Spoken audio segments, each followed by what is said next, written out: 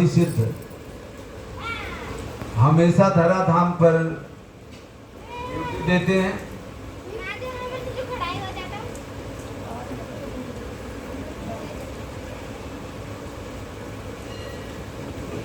नवनाथ 84 सिद्ध हमेशा धराधाम पे मौजूद रहते हैं।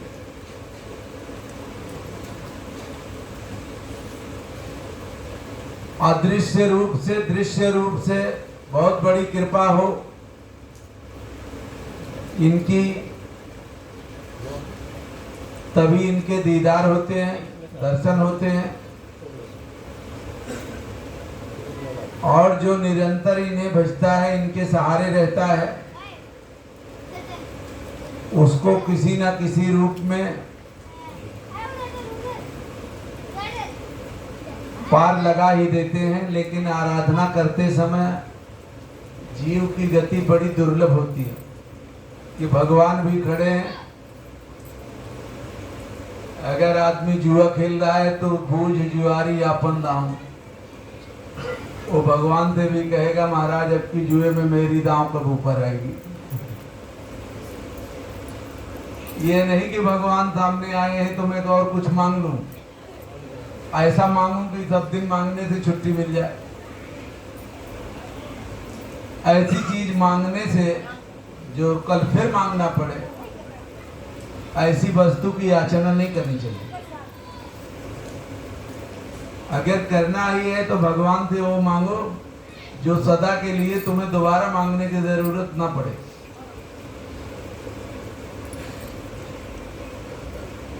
राजा बलि ने तपस्या किया, वामन अवतार में भगवान प्रकट हुए। गुरु शुक्राचार्य ने मना किया कि महाराज ये वही है जो छल करके असुरों से देवताओं को अमृत पिला दिया था, और ये सदा असुरों के बहरी रहे हैं। और तुम्हारा कुल खानदान असुरों का है, ये कुल खानदान की मर्यादा कहाँ भूल रहे हो, कहाँ इनके चक्कर में आ रहे हो। ये तो अभी 3 पग जमीन मांग रहे हैं, कह रहे हैं कि महाराज, राजा बलि ने कहा कि मांगो, क्या मांगना है। बोले महाराज 3 पग जमीन दे दो, वायु में कुटिया छाएंगे और भजन करेंगे, आपका नाम लेंगे। शुक्राचार्य महाराज ने कहा कि महाराज इनसे छलिया और कोई नहीं मिलेगा, आप ऐसा कुछ कर लीजिए कि मेरा कहा मान लीजिए। लेकिन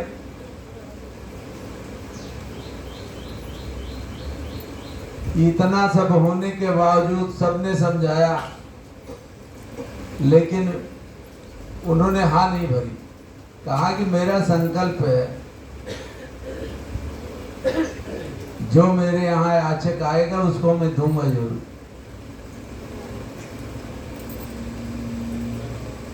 भगवान ने 3 पग जमीन के जब पहले पग का संकल्प लिया तो पूरा पैर में 1 पग में पूरी पृथ्वी नाप दी। दूसरा पग का संकल्प लिया तो पृथ्वी और आकाश की दूरी नाप दी पूरी। तीसरे पग का संकल्प आया तो शुक्राचार्य महाराज बोले अब तो रुक जाओ, अब तो तुम ही बचे हो। राजा बलि ने कहा कि कुछ भी हो, आप तो संकल्प बोलते रहो। फिर भी गुरु अपने शिष्य का कभी बुरा नहीं चाहता, आचार्य अपने शिष्य का, यज्ञाचार्य कभी बुरा नहीं चाहता। शुक्राचार्य महाराज ने जल जो है, जो उसे गंगा सागर बोलते हैं, सागर बोलते हैं, जो टोटी का होता है, उससे संकल्प के टाइम जब संकल्प पढ़ा जाता है तो नियम यह है कि जल की धारा नहीं टूटनी चाहिए। तो शुक्राचार्य महाराज जाकर के उसमें सूक्ष्म रूप धारण करके बैठ गए। कि अगला तीसरा पग ये नापने ना पावे, जब जल ही नहीं गिरेगा संकल्प पूरा ही नहीं होगा। लेकिन अब भगवान से बड़ा होशियार क्या होता है, कोई नहीं होता, वो पूसा लेकर के उसमें डाल दिए। भगवान शुक्राचार्य की आंख में लगी, बेचारे एक आंख के हीन हो गए। जल गिरा, उनका संकल्प पूरा हुआ। तो भी शुक्राचार्य ने कहा ठीक है महाराज, आपने बहुत छल किया, ठीक है कोई बात नहीं, लेकिन अब आप अपने को भी सावधान हो जाओ कि आपसे ये क्या मांगेंगे। राजा बलि से कहा तो बोले महाराज भिखारी से मैं क्या मांगू, जो मेरा ही भिखारी है उससे मैं क्या मांगू, आपसे क्या मांगू मैं। राजा बलि से भगवान ने कहा कि देखो विधान का खंडन होगा, एक परंपरा है कि भगवान के दीदार जहां हो उस जीव के लिए कुछ ना कुछ तो करना पड़ेगा।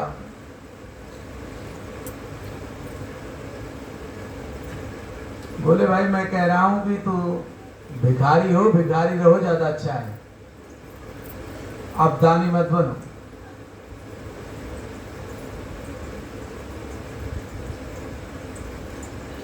बोले नहीं मांग लो, कुछ भी बोल जाओ। बोले मैं बोलता हूं कि मैं जिस गेट से निकलूं, हमारे चारों गेटों पे आप खड़ा मिलोगे, यही तुम्हारी ड्यूटी है, आप देवढ़ी वानी करिए। बोले ठीक है। अब कोई टाइम का सीमा नहीं दिया उन्होंने, भगवान को पूरा चक्कर काटते ही बीता। ये देख करके ब्रह्मा विष्णु महेश,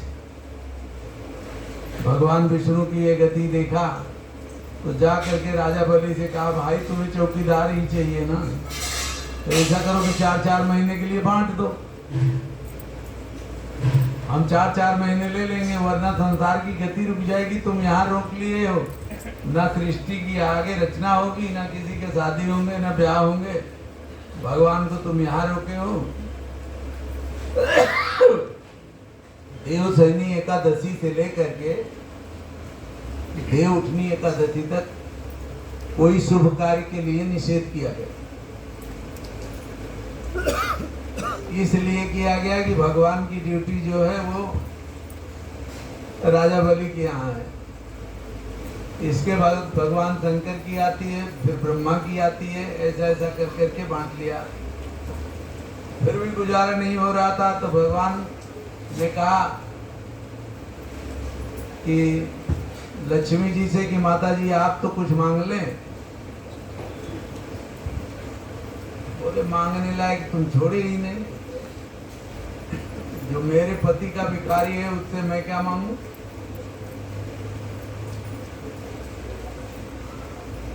बोले फिर भी माता जी कम से कम कुछ लेकर के मुझे उद्धार कर दो। संसार में कोई किसी से कुछ मांगता है तो पहले आदमी ये सोचता है कि मैं दया करके ये वस्तु इस पे दे रहा हूं, लेकिन राजा बलि के यहाँ भगवान इतना आधीर हो गए कि उन्हें विवश होकर के कहना पड़ा कि आप कुछ मांग लो, मेरी कर्जा उतर जाए। अगर कोई किसी से मांग रहा है, कोई ले रहा है, देखने के लिए तो उसे बड़ा अच्छा लगता है कि मैं किसी का धन अपहरण कर रहा हूं, बड़ी होशियारी से कर्जा ले लिया, नहीं दे रहा हूं।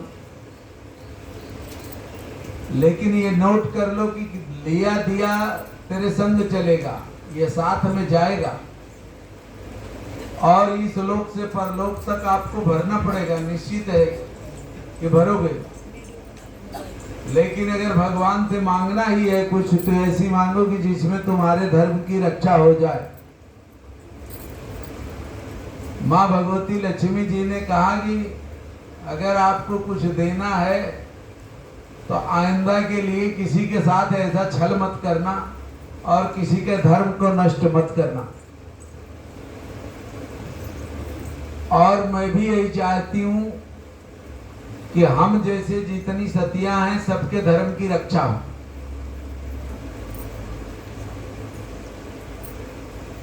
जैसा छल हमारे पति के साथ हुआ ऐसा किसी के पति के साथ ना हो आपके द्वारा। लक्ष्मी जी ने विष्णु भगवान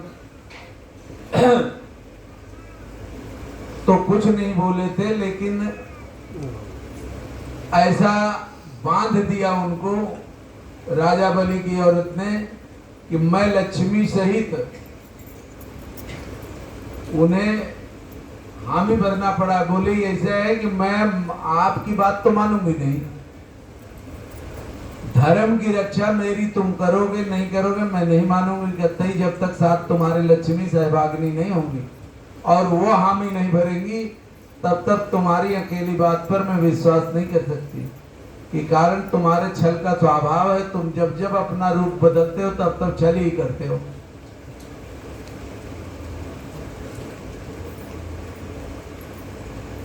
तो राजा बलि की पत्नी ने ऐसा दोनों प्राणी को बांध दिया कि धर्म की रक्षा के लिए तुम्हारी साक्ष्य भरता है कोई तो आप उसके धर्म की रक्षा करोगे और ऐसा किसी के साथ ना छल करोगे ना करवाओगे। तो भगवान से कभी मांगना हो तो अपने धर्म की रक्षा मांगो। कारण किन कर्तव्य विमूढ़ हो जाता है आदमी तब जब उसके गले में खुद फांसी का फंदा लगता है। एक तोते को पढ़ाओ कि इसे वैकुंठ हो जाए, सीताराम बोल, नारायण नारायण बोल, कृष्ण कृष्ण बोल, बोलेगा। लेकिन जब बिल्ली झपट्टा मारेगी तो वो टहटे के सिवा कृष्ण और नारायण कतई नहीं बोल सकता। ये जीव का स्वभाव है, जब खुद के गले में फंदा पड़ेगा फांसी का, फांसी तो एक मरना है, बड़ा आसान काम है, कोई भी मर ले। फंदा उसे कहते हैं कि जो अपने चौखट के अंदर से निपट ले, जीने की कला सीख ले। इनसे प्रेरित होकर के कोई फांसी न लगाए, इनसे प्रेरित होकर के कोई गलत काम ना करे।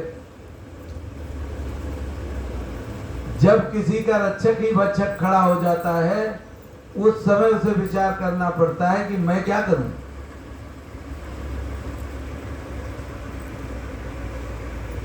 गांधारी के पास इतनी तपोबल की शक्ति थी,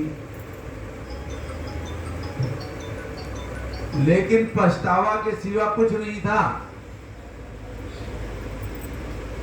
कई बार उन्होंने चाहा, कई बार अपने भाई शकुनी से कहा कि शकुनी तू दुर्योधन से कह दे कि मेरे से अकेले में मिल ले।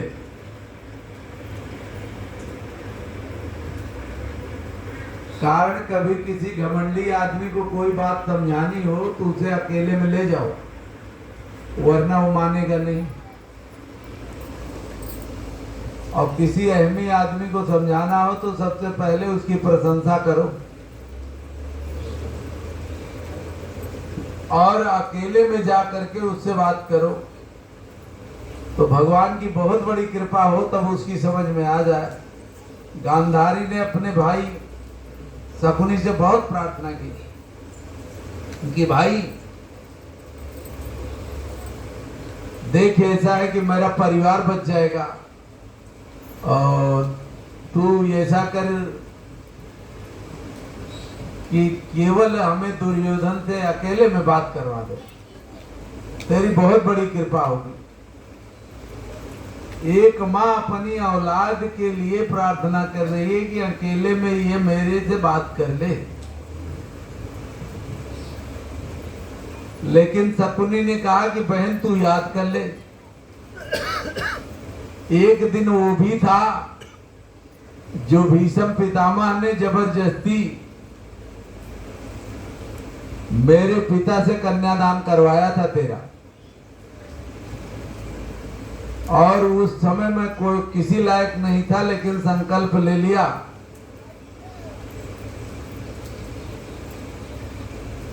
कि गांधार में तभी चैन से रहूंगा जब मैं कौरव कुल का विनाश करवा दूंगा। और बोला मैंने नहीं लिया था, तैने भी संकल्प लेके आंख में पट्टी बांधी थी कि ये पट्टी उस दिन खोलूंगी जिस दिन इस कुल का संहार हो जाए। तो तू अपनी कसम को याद कर, अपने कसम वादे को याद कर, मैं अपने को याद करूं कि कभी हम तुम शौक से यहां नहीं आए थे, लेकिन ये कि भीष्म पितामह के आगे चली नहीं, मेरे पिता की नहीं चली, तेरी नहीं चली, मेरी नहीं चली। कारण एक अंधे के साथ मेरी बहन का वर्ण हुआ, और जब तक इनका विनाश नहीं हो जाएगा तब तक बहन मैं कतई दुर्योधन से नहीं कह सकता कि तेरे से अकेले में बात कर ले। कारण अब तेरी मातृशक्ति पिघल गई है।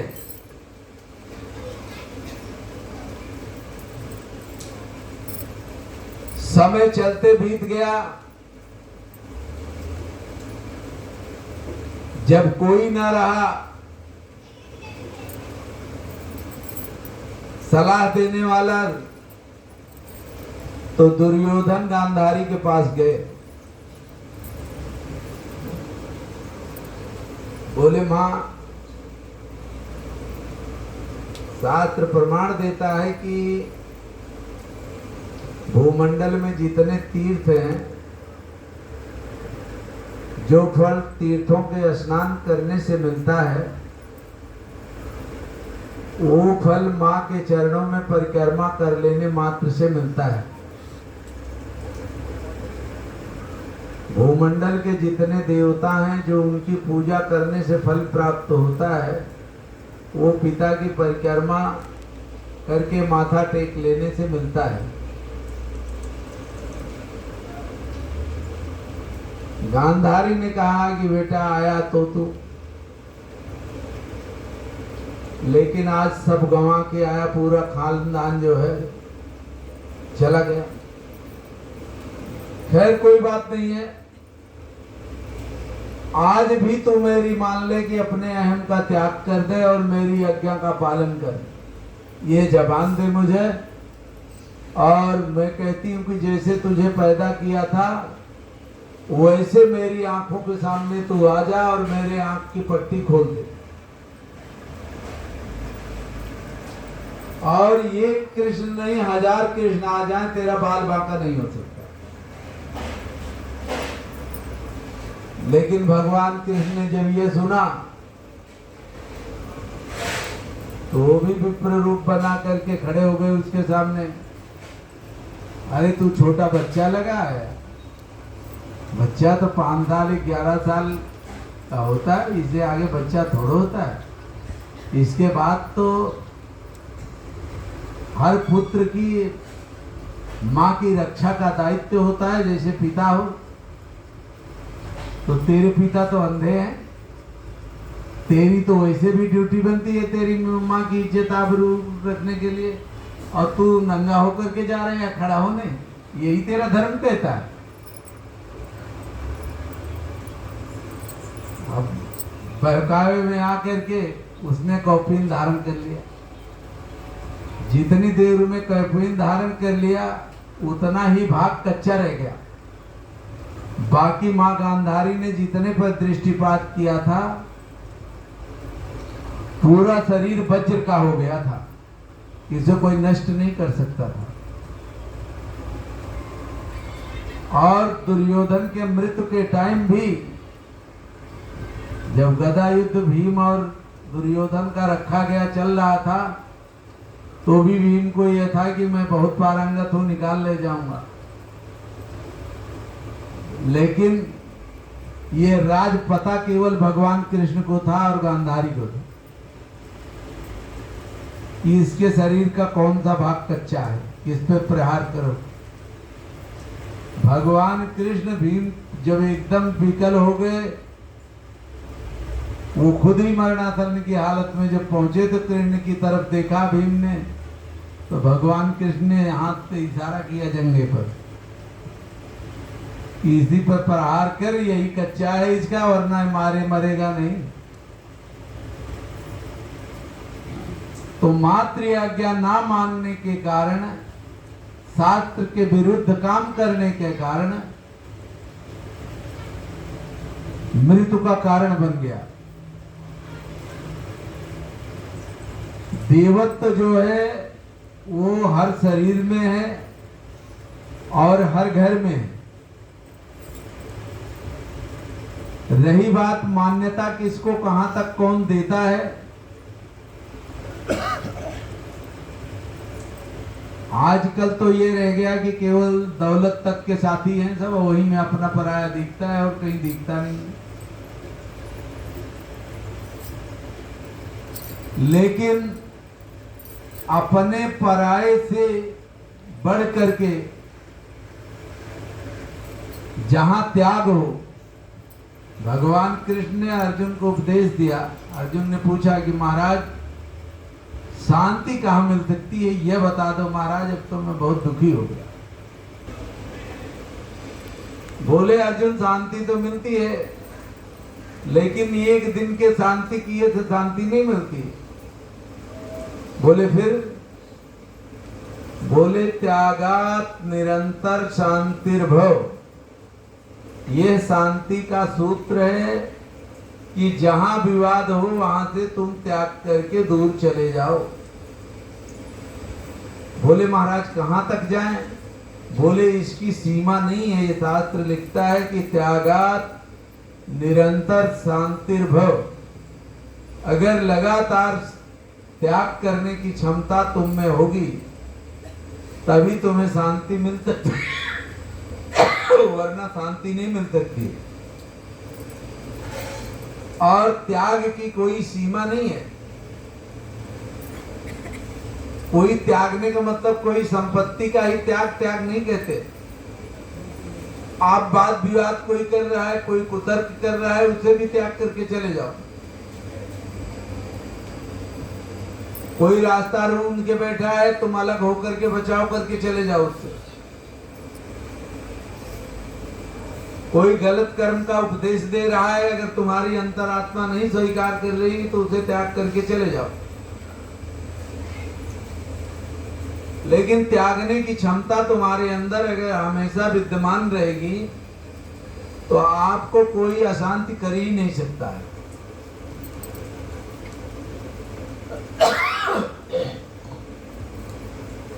ऐसा देखा गया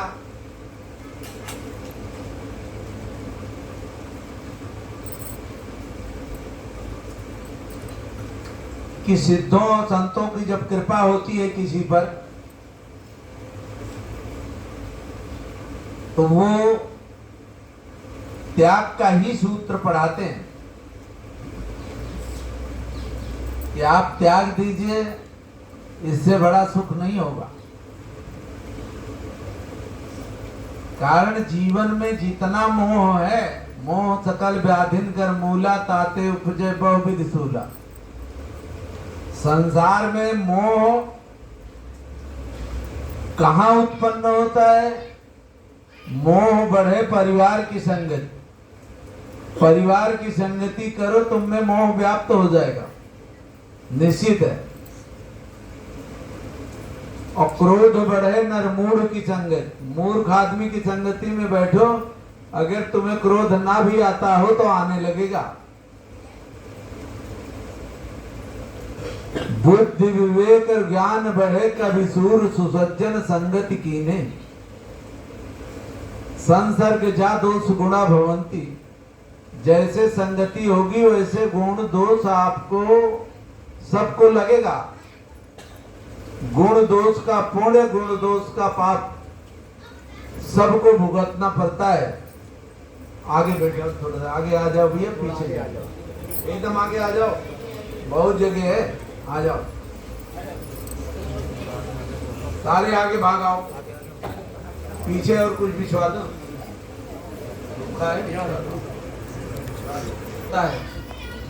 अगर आप अपने इष्ट से प्रेरणा लेंगे और प्रार्थना करेंगे कि महाराज मेरे धर्म की रक्षा करो।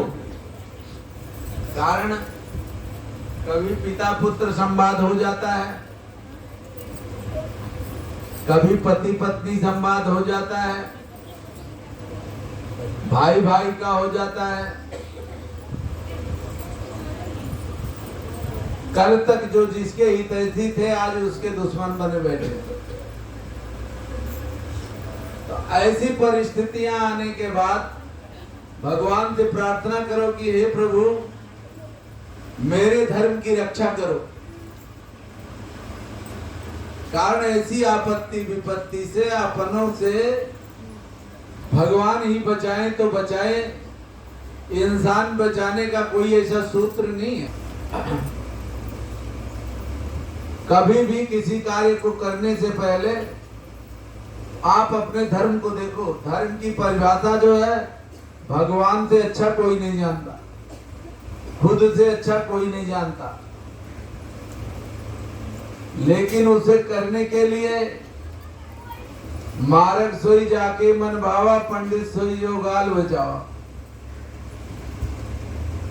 जाके न कर जटा विशाला, सोई प्रसिद्ध तापस कलिकाला। झूठ भूल जही करें मस्करी, सोई कलयुग गुणवंत बखाना। ये कलिक प्रमाण है। लेकिन आप किसी चीज के लिए अशांति ना हो, उसके लिए आप इतना करें कि भगवान से प्रार्थना करें और धर्म की रक्षा हो। ये देख ले, ऐसी प्रार्थना करने के बाद और फिर त्याग करें। कुछ दिन त्याग करें, कुछ दिन व्रत करें, कुछ दिन के लिए संगति दोष त्याग करें। तब जा करके तुम्हारे मन को शांति मिलेगी। बहुत काल करियो सत्संगा, तब होई मन संशय भंगा। मन में अगर संशय उत्पन्न हो जाते हैं तो बहुत काल, चिरकाल तक सत्संग करने के लिए कहा गया। अपनी व्यवस्था देख लो तो ऊपर से कुर्सियां उतरवा के लगवा दो पीछे, हाल थे ना तो भोजन की व्यवस्था शुरू करवा दो, जैसे चल रहा है वैसे चल रहा है। हाँ, ऊपर ऊपर ऊपर। अरे जमुना जी के पास भोग गया, जो यहाँ भोग के लिए आए हैं आप उनको बैठने की जगह दो। तो कुर्सी उर्सी नीचे उतरवा दो, बैठा दो, ज्यादा अच्छा है।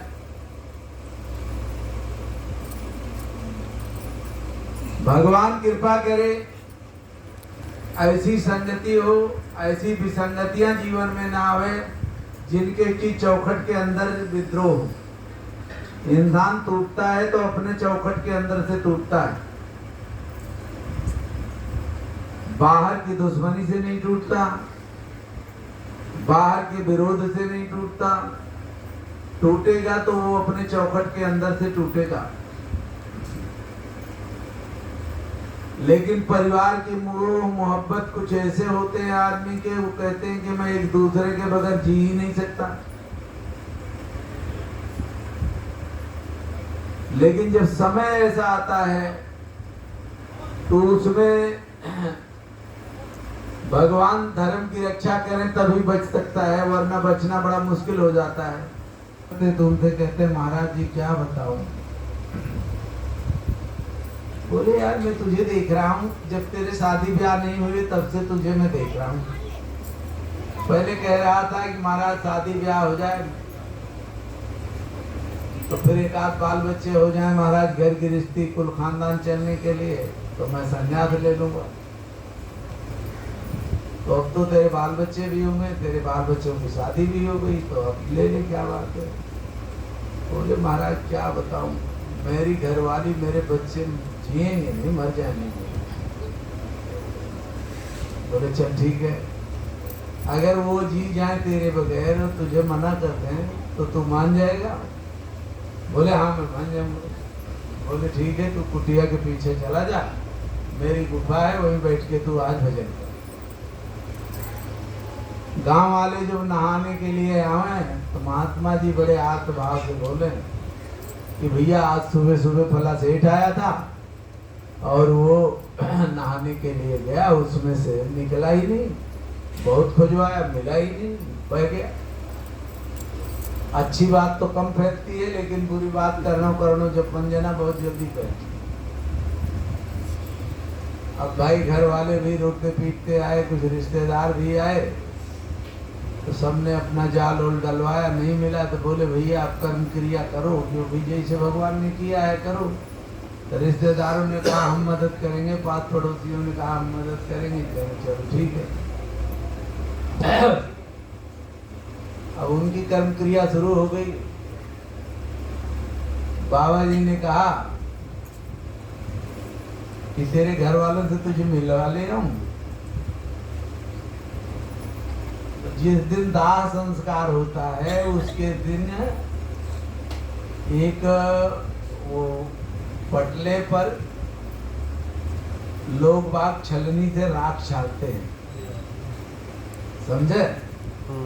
और उसके निमित्त जो कुछ चावल उड़द की दाल निकाल करके बाहर देते हैं उस जीवात्मा के।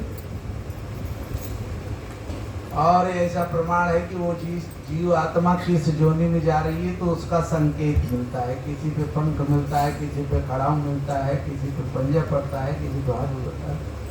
तो जैसे जैसे पड़ता है वैसे वैसे उससे लोग भाग ये मानते हैं कि ये जीव आत्मा इस जोनि को प्राप्त हुई। तो जब रात के कुछ पहर बीत गए, महात्मा जी ने देखा कि ये टाइम तो बीत गया होगा, ज्यादा से ज्यादा 10-11 बजे तक लोग कर लेते हैं इस काम को रात में।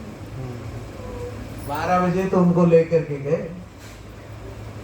बोले भाई आवाज लगा तू? आवाज लगाया तो संजोग से घरवाली ही पहले बोली तू कहां से आ गया? जीते तो डालता रहा, मरने के बाद भी तू आके खड़ा हो गया। बोले भाई तू तो कहती थी कि तेरे बगैर मैं जीऊंगी नहीं, रह ही नहीं सकते। बोले नहीं, तेरे बगैर मैं बहुत सुखी हूँ, लेकिन आज के बाद इस दरवाजे पर कभी आना मत। बोले भाई मैं मरा नहीं हूँ, मैं जिंदा हूँ। बोले मरने के बाद ही सब आते, अब तो मरने के बाद ही आया। तो ऐसा है कि मैं तेरे बगैर बहुत सुखी हूँ, हमारे बच्चे सुखी हैं, लेकिन अब तू इस चौखट पे कभी आना मत। बहुत प्रयास किया सेठ जी ने। तो संत जी ने कहा कि चलो भाई सेठ जी, अगर कुछ कहना हो तो कह लो, बच्चों को बुला लो, अपने बात करते हो। तो मैं कहा भाई बच्चों को बुला दो। बोले बच्चों को बुला के क्या करूं? तू रहने दे बच्चों से मिलने का, तू हम ही से मिल लिया बस, इतने कृपा बहुत है। अब तू इस घर पे इस बच्चों पर इतनी कृपा करना कि तू दिखाई मत पड़ना। लौट गए तो महात्मा जी ने कहा कि तैने देख लिया कि कौन किसका कितना बड़ा साथी है?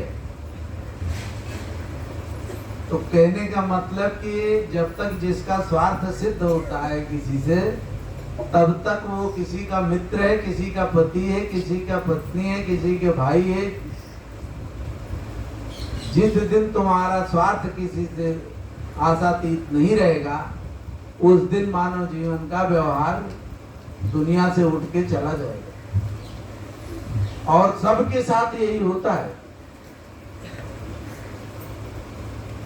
हम दूसरों को लेकर के चिता तक जाते हैं तो हम सोचते हैं कि ये मूर्ख है, जा रहे हैं, हमें तो सब दिन यही रहना है।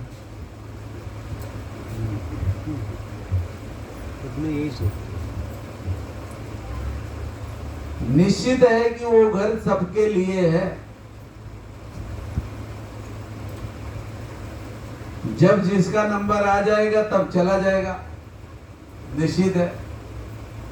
अगर जिसका नंबर नहीं आया है माई की तरीके तो धक्का दे के लौटा दिया जाएगा है? ये माई तो जमराज के यहाँ से लौट के आई है, क्यों? हाँ, देखो ये तुम्हारे बीच में बैठी है पीछे, ये जमराज के घर से लौट के आई, सही लौट के आई। मैं मजाक थोड़ा कर रहा हूं।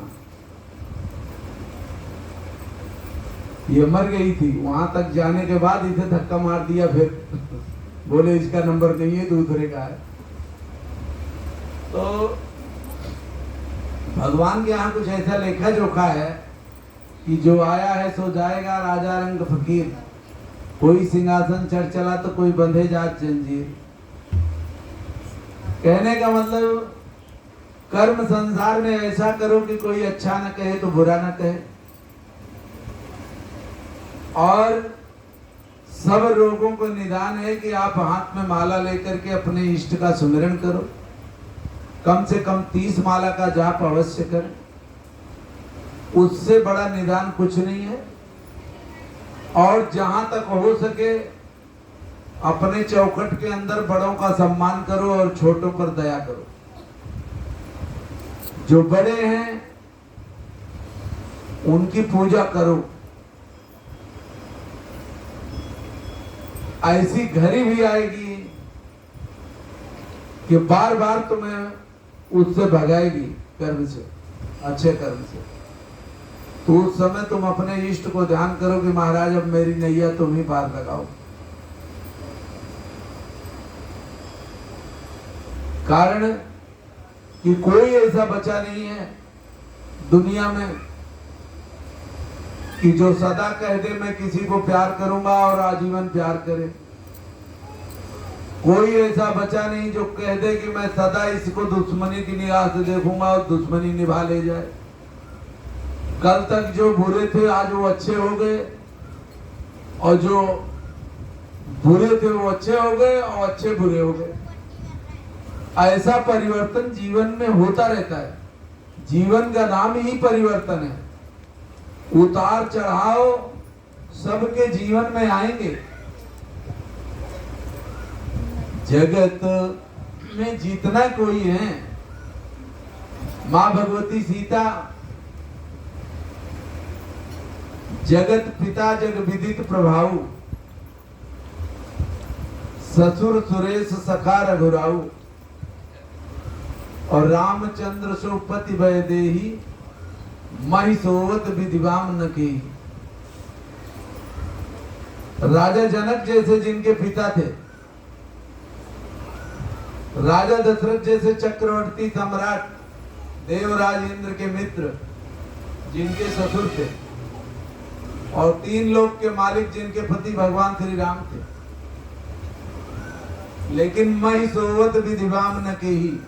आज वनवास का वक्त आया, जीवन के उतार चढ़ाव का, तो धरती पर सोने का नंबर आया। ओढ़ने बिस्तरे का कोई इंतजाम नहीं था, खाने पीने का कोई इंतजाम नहीं था। कल कुछ भी हो जाए, लेकिन एक ही दिन आदमी भोगा हो, 1 महीने भोगा हो, लेकिन भोगा तो है उस उतार चढ़ाव को। और उस उतार चढ़ाव को कोई काट सकता है तो अपनों की संगति से ही काट सकता है। अपनों के प्यार के सहारे ही काट सकता है, एक दूसरे के सहारे, और काटना बड़ा मुश्किल हो जाता है। और ऐसा कोई नहीं है राजा रंग फकीर जिसके जीवन में ऐसे दिन आते नहीं। अच्छे बुरे सबके जीवन में आते और आएंगे। किसी का बुरा देख करके बुरा मत कहो, ना तुम किसी की प्रशंसा करो और ना किसी की बुराई करो। कारण कि भगवान कल क्या कराएगा उसे हमें आपको स्वीकार करना पड़ेगा। सबसे बढ़िया यह है कि माता पिता प्रभु गुरु कर्माणी बिने विचार करिए सुरजानी। माता पिता के और अपने स्वामी की वाणी का आदेश का पालन करो। और जब तुम्हारे चौखट के अंदर शांति रहेगी तभी बाहर शांति हो सकती है, अन्यथा शांति नहीं हो सकती। कारण कि चौखट के अंदर से ही दुनिया टूटती है, चाहे स्त्री हो चाहे पुरुष हो। कोई अगर आत्मदाह करता है तो ये मान करके चलो कि वो अपने चौखट के अंदर का टूटा हुआ इंसान है जो आत्महत्या का प्रयास कर रहा है। जीवन जीने की क्षमता उससे खत्म हो चुकी है, हार चुका है। तो इसलिए ऐसा कर्म किसी के साथ मत करो जो आत्महत्या के लिए विवश हो जाए। और करोगे तुम तो तुम्हारे करने से कोई दुश्मन आत्महत्या नहीं करता, वो तो तुमसे युद्ध करेगा। आत्महत्या तो वो करेगा जो तुम्हारे चौखट के अंदर का होगा और तुम्हारा होगा। एक ऐसा पाप है जो अपने को ही खाता है। क्रोध एक ऐसा ही पाप है कि जो अपने को खाता है। जो तुमसे कमजोर होगा, जो तुम्हारी सुनता होगा, उसी पर तुम्हें क्रोध आएगा। अपने से बड़ों से, अपने से ताकतवर पर क्रोध नहीं आएगा, कारण कि मुंह पे तो थप्पड़ मारेगा। उसके सामने आदमी गिड़गिड़ाएगा। काम क्रोध ईर्ष्या मद मोह जन सपने हो इनके बस हो, स्वप्न में भी आप इनके बसीभूत ना हो। ज्यादा अच्छा है कि दूसरों से शिक्षा देने के बजाय दूसरे के परिणाम को देख करके खुद शिक्षा ले लो और भगवान अपने जीवन की नैया किसी तरीके पार लगा दे। देवर्षि नारद से बड़ा कोई तपस्वी नहीं है। अहम आया तो भगवान की भक्ति का आया तो भी गोता खा गए। और जिसके पास अहम आ जाए वो निश्चित है कि भगवान का आहार है, मार खाएगा ही खाएगा। घर नहीं खाएगा तो बाहर खाएगा, बाहर नहीं खाएगा तो कहीं खाएगा, देश विदेश खाएगा, निश्चित है। इसलिए अहम करके मत चलो और क्रोध भी करो तो इतना करो कि जो तुम्हें कंट्रोल कर सको। भगवान शंकर ने कामदेव को जला दिया था। पर में कृष्ण तने हुई है पति तोरा, वचन अन्यथा हो न मगा। कृष्ण के पुत्र तेरे पति के रूप में अवतार लेंगे, नष्ट नहीं होंगे, जन्म होगा। भगवान शंकर ने दुआ भी दे दी, अगर क्रोध भी आवे तो इतना कंट्रोल करके चलो कि वो तुम्हें ना खा जाए, तुम उसकी दिशा को मोड़ सको। और कभी गलती भी हो जाए किसी के साथ तो अपनी गलती को ना स्वीकार करना एक अहम है। सबसे बड़ा बुद्धिमान वो है जो अपनी गलती को स्वीकार कर ले कि आज मुझसे जिसके साथ अपराध हुआ है और उसके साथ हम माफी मांग लें तो ज्यादा अच्छा है। ऐसा करने से इस लोक के दंड संहिता से और परलोक के दंड संहिता से बच जाओ। जो मन का पाप ढोते ढोते ढोते ढोते चले जाते हैं, यहाँ नहीं तो वहां भी ऊपर दंड तो मिलता ही मिलता है। इसलिए यहीं भोग लो, यहीं माफी मांग लो, ज्यादा अच्छा है। उससे क्या है कि बहुत दिनों तक के लिए प्रेत आत्मा नहीं बनना पड़ेगा और बहुत दिनों के लिए बुरे भोग नहीं भोगने पड़ेंगे।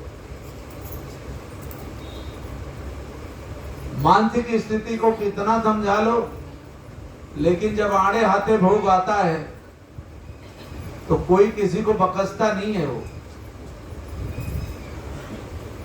बुरा कर्म ऐसा है कि कुछ भी हो, आज चाहे कोई बम बनाता हो तो बनाने वाले को बख्शेगा थोड़ो, ब्लास्ट होगा तो सबको ले खाएगा।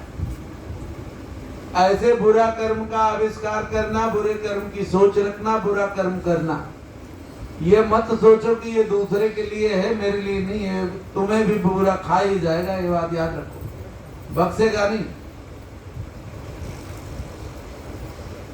जैसी तुम्हारी नीयत है ऐसी तुम्हें भगवान कहीं न कहीं उसका फल देंगे। तो किसी का बुरा सोचो मत, किसी के साथ बुरा करो मत, और अपने साथ बुरा ना हो, ऐसा भगवान से प्रार्थना करो कि भगवान मेरे धर्म की रक्षा करो। त्राहिमाम इतने हैं कि भगवान मेरे धर्म की रक्षा करो।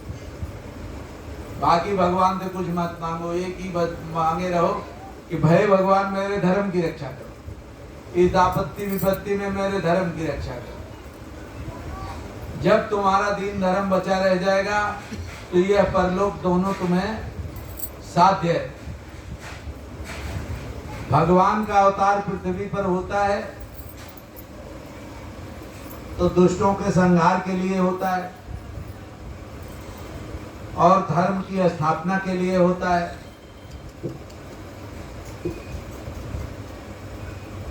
लेकिन इस पृथ्वी के कुछ वसूल ऐसे हैं कि यहाँ पूर्ण तो कोई करके गया ही ना, और पूर्ण होता ही किसी से नहीं है। दुष्टों का संहार तो भगवान ने कर दिया। वैनाशाय च दुष्कृताम धर्म संस्थापनार्थाय, किसी भगवान ने किसी धर्म की स्थापना नहीं की है, हुआ ही नहीं कि ये धर्म की स्थापना करके गए। जब भगवान ही नहीं कर पाए पूरी बात, तो हम कहां से कर लेंगे।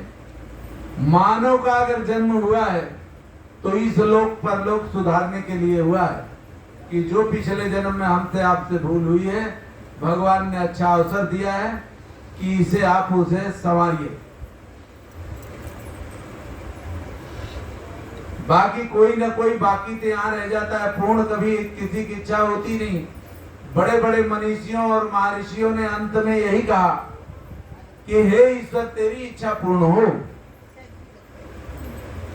प्राणांत के टाइम जितने मनीषियों ने शिक्षा दी है, महापुरुषों ने शिक्षा दी है अपने शिष्यों को, तो इतना ही कहते सुना गया है कि हे ईश्वर तेरी इच्छा पूर्ण हो। मेरे साथ तो पूरे जीवन में जो गुजरा मेरी तो पूर्ण नहीं हुई, इसका अर्थ ये हुआ, लेकिन हे ईश्वर तेरी इच्छा पूर्ण हो।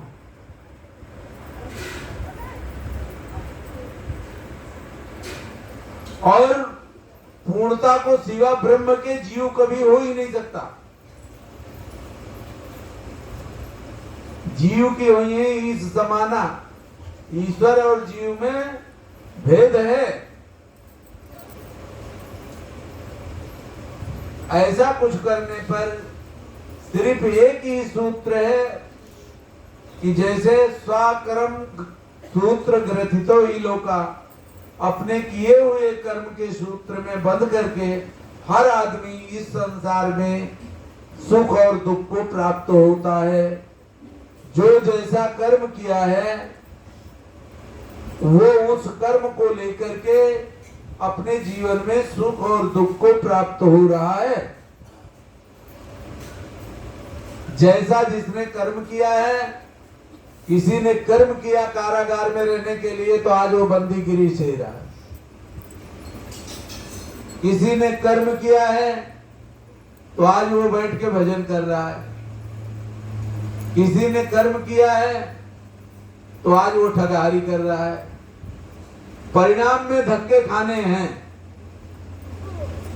लेकिन कर्म प्रधान विश्व करी राखा, जो जस करे सो तस फल जाका।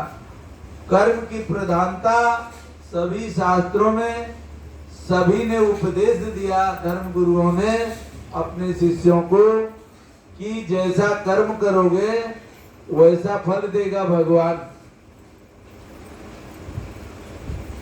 ये है गीता का ज्ञान। भगवान कृष्ण ने अर्जुन को गीता में जो कुछ ज्ञान दिया है, उन्होंने अंत में यही कहा कि कर्मण्यो अधिकारास्ते, कर्म का ही अधिकार है। जैसा जो कर्म करेगा वैसा ही फल उसको प्राप्त होगा। तो हम एक अपने कर्म को सावधान करने के लिए, कारण इससे कर्मणो गहनो गति, कर्म की इतनी गहरी गति है कि इससे बड़े बड़े महापुरुष बड़े बड़े ज्ञानी स्मृति पुराण शास्त्र के विशेषज्ञ इस गहन गति को नहीं समझ पाए, तो हम क्षणिक आत्मा है, हम क्षणिक समझिए कि जिनकी आयु हजारों वर्ष थी वो ना समझ पाए, तो हमारे 2-4 वर्ष की आयु में हम क्या समझेंगे। तो इसलिए ऐसी गति को देख करके ऐसी एक शिक्षा लो और अपने बाल बच्चों को भी एक ऐसी शिक्षा दो कि वो कम से कम यह मान करके चलें कि ईश्वर है। आज की शिक्षा में तो ऐसा है कि ईश्वर है ये मानने को कोई राजी ही नहीं। वो कहता है कि पकड़ करके मुझे दिखाओ, तो पकड़ करके दिखाए कौन। यह आभास की चीज है। कोई वस्तु किसी को दिखाई दे रही है, कोई वस्तु किसी को नहीं दिखाई देती, उसने कहां से लाके देगा।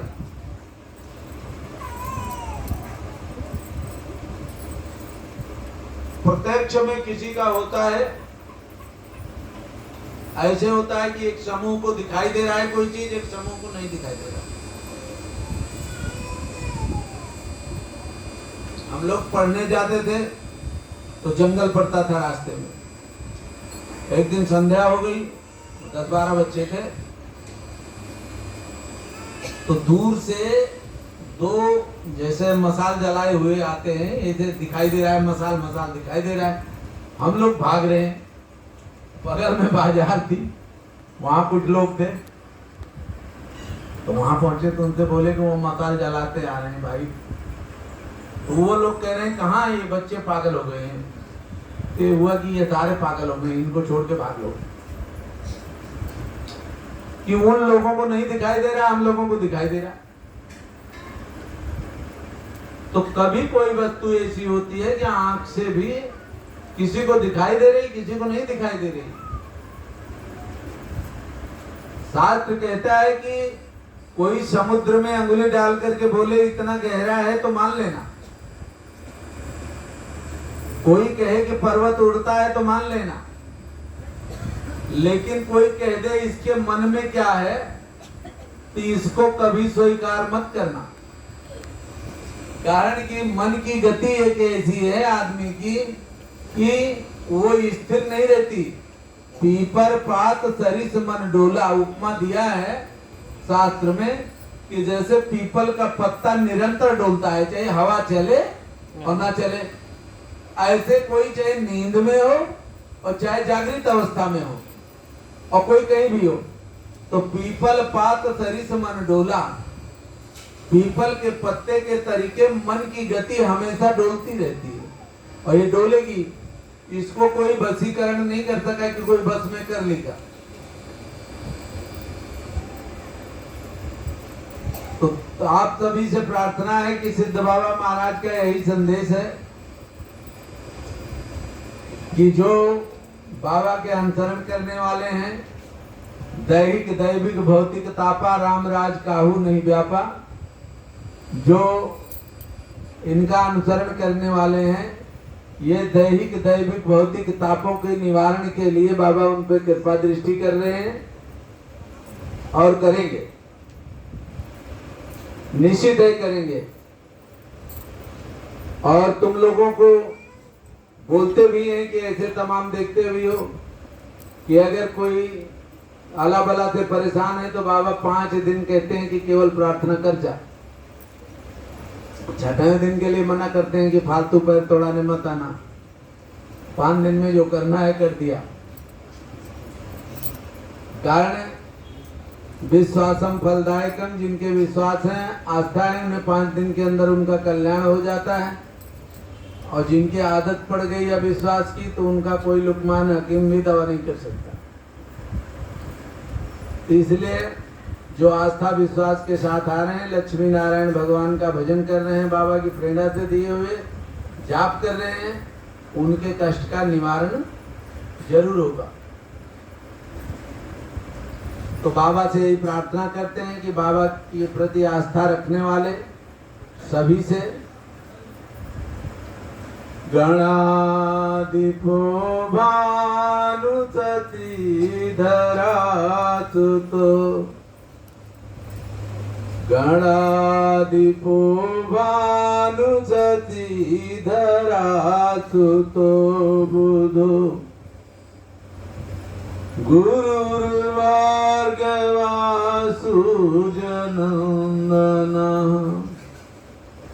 राहुश्च केतुश्च परं नवग्रहाः कुर्वन्तु वः पूर्णमनोरथं सदा। सिद्ध बाबा महाराज से प्रार्थना करता हूं कि अगर आपके आए हुए भक्तों में कोई किसी ग्रह बाधा से पीड़ित हो तो उसका निवारण करें, कल्याण करें।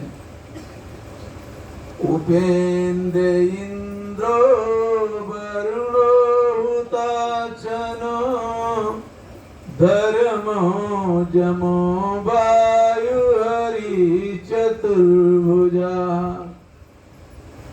गंधर्व यक्षो रगसिद्धचारणा कुर्वन्तु वः पूर्णमनोरथं सदा। इंद्रादिक देवताओं से प्रार्थना करते हैं कि आप सबका हर प्रकार से कल्याण करें। नलो ददीची सगरा पुरुर्वा साकुंतलेयो भरतो धनंजया रामत्रयं वेणुबली युधिष्ठिरा कुर्वन्तु वः पूर्णमनोरथं सदा। नल आदि राजाओं से जो राजदंड से पीड़ित हों, प्रार्थना है कि इन्हें राजदंड से मुक्ति दिलाएं। गंगा च क्षिप्रा यमुना सरस्वती वेत्रबली च नर्मदा सा चंद्रभागा वरुणा तसी नदी कुर्वन्तु वः पूर्णमनोरथं सदा। सिद्ध बाबा महाराज से प्रार्थना है कि गंगा आदि तीर्थों के दर्शन से जो प्राप्त होते हैं, महाराज आए हुए भक्तों का वो फल दीजिए और रक्षा कीजिए।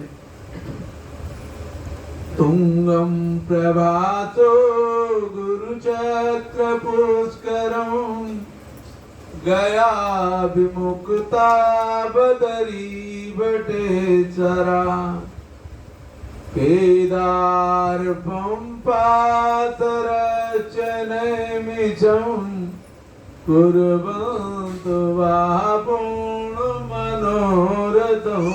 सदा। गया आदि तीर्थों से जो फल प्राप्त होता है, बाबा तुम्हारी शरण में आए हुए भक्तों को वो फल प्राप्त हो। ओम गीता गंगा च गायत्री सीता सत्या सरस्वती ब्रह्म विद्या ब्रह्मवल्ली त्रिसंध्या मुक्ति गेहनी अर्धमात्रा चिदानंदा भवग्नि भ्रांतिनाशिनी वेदत्रयी प्राणंता तत्वार्था ज्ञान मंजरी इत्येतान् जपे नित्यं नरो निश्चल मानसा ज्ञान सिद्धिं लभे शीघ्रं तान्ते परमं पदम्। ज्ञानदायिनी माता आपकी रक्षा करें और मोक्षदायिनी मातृशक्ति आप सबकी रक्षा करें और भ्रांति नाशनी मातृशक्ति आप सबकी रक्षा करें। बहुत ज्यादा शक्तियों के नाम ना याद हो तो 3 का मातृशक्ति के नाम से प्रणाम करो कि हे ज्ञानदायिनी माता, मेरे परिवार की घर की रक्षा करो ज्ञान से। हे मोक्षदायिनी माता, मेरे घर परिवार की रक्षा मोक्ष से करो।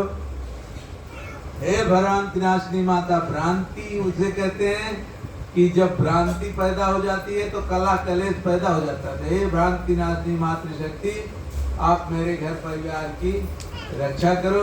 हे सिद्ध बाबा महाराज, मेरी सब प्रकार से मेरे घर परिवार की रक्षा करो। जय श्रीमन नारायण।